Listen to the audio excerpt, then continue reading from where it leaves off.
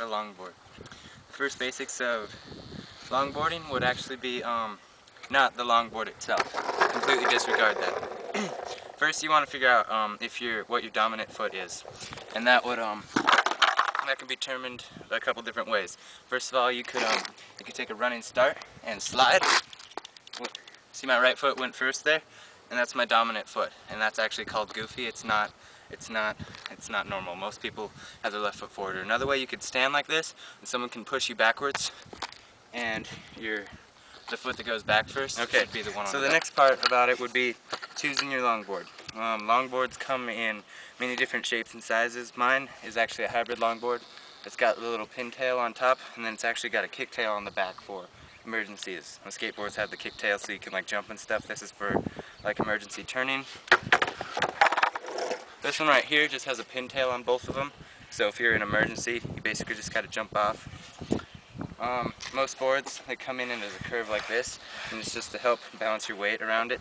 They're made of stronger wood than skateboards, bamboo and like koa and stuff like that. It's got some spring to it. Good. Okay, and the wheels of longboards, they're actually much bigger and much softer than skateboards. These ones are made of rubber. You can actually give them a squeeze and they'll give in, so you can go over rocks and sticks and stuff without being thrown from your board.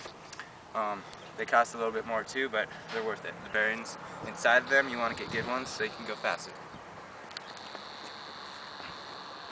Getting on the longboard. The easiest way to do it first, put it on a patch of grass where you're not going to roll away. First of all, you remember your dominant foot, goofy or regular. I'm goofy, my right foot's forward.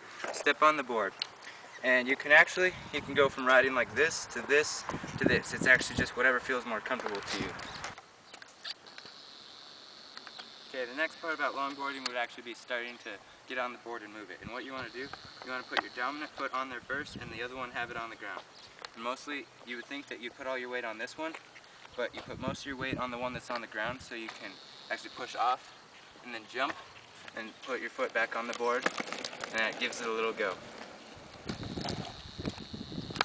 Okay, the next part about longboarding would be actually pushing off and kind of riding down a small gradual slope. No big bombing the hills, just a small slope so you don't get ahead of yourself. You need to stop, jump off, grab your foot with your board. Push off, ride down the slope. Woo!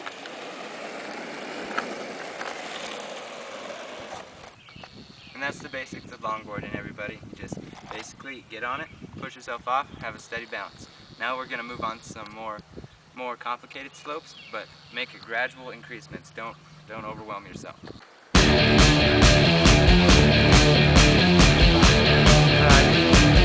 Simple, nothing crazy. They're just grabbing